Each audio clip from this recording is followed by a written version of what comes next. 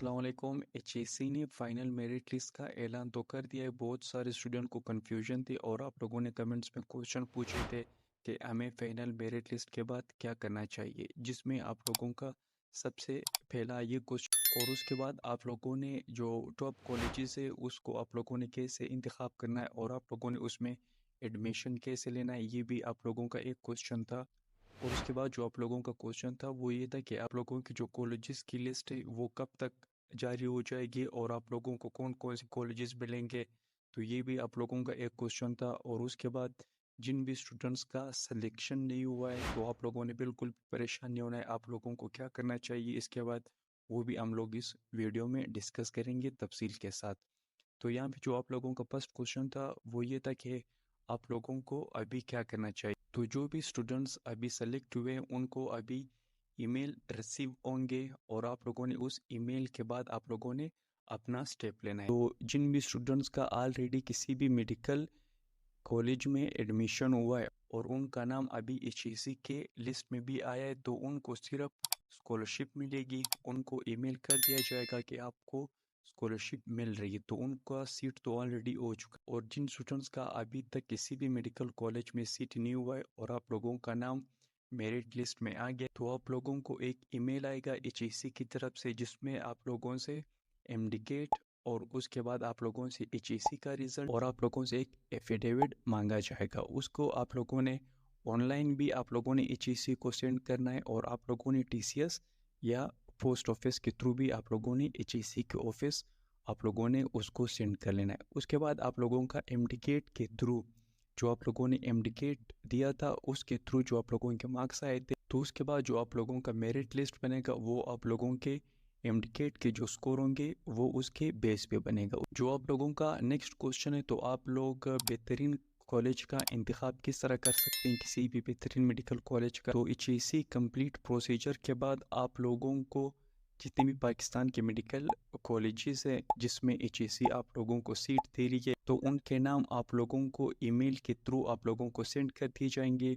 उसके बाद आप लोगों ने प्रायोरिटी वाइज आप लोगों ने वो कॉलेजेस सेलेक्ट कर लेने और वो वापस आप लोगों ने एचईसी को सेंड कर लेना है जिसमें आप लोगों के पास पाकिस्तान के डिफरेंट कॉलेजेस होंगे।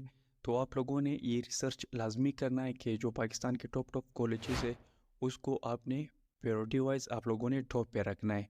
तो अगर आप लोगों का एग्रीगेट ज़्यादा आ जाता है तो आप लोगों को पहले उन टॉप कॉलेजेस में आप लोगों को एडमिशन दिया जाएगा और अगर आप लोगों का एग्रीगेट उस कॉलेज या उस मेडिकल कॉलेज के मुताबिक नहीं होता तो आप लोगों को नेक्स्ट जो कॉलेज होगा उसमें आप लोगों को सीट दिया जाएगा। तो आप लोगों ने इसके लिए लाजमी रिसर्च करना है। आप लोगों ने कंप्लीट रिसर्च करने के पाकिस्तान के कौन कौन से कॉलेजेस अच्छे हैं तो उसको आप लोगों ने पहले प्रायोरिटी पे आप लोगों ने रखना है और उसके बाद आप लोगों ने दूसरा तीसरा इसी तरह आप लोगों ने रख लेना है।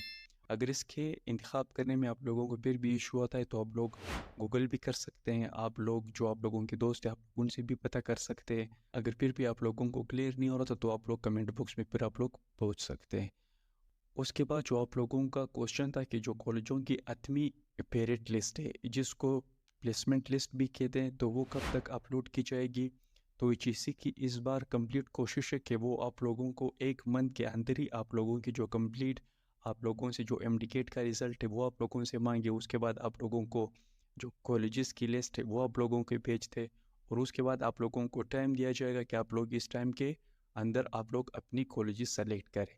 तो जैसे आप लोग सेलेक्ट कर लेंगे और आप लोग उनको वापस सेंड कर देंगे तो फिर जिस भी कॉलेज में आप लोगों का मेरिट लिस्ट बन रहा था या जिस भी कॉलेज के लिए आप लोगों का एग्रीगेट बन रहा था तो आप लोगों को वो कॉलेज असाइन किया जाएगा और उसके बाद आप लोगों की ईमेल पे आप लोगों को बता दिया जाएगा कि आप इस कॉलेज के लिए सेलेक्ट हुए हैं। तो जिन भी स्टूडेंट्स का सीट नहीं हुआ है उनके लिए मैं एक एग्जांपल यहाँ पे शेयर कर रहा हूँ। यहाँ पे आप लोगों के पास ये आप लोगों के पास फहद मिर्ज़ा होगा, आप लोगों के स्क्रीन पे शो हो रहा होगा।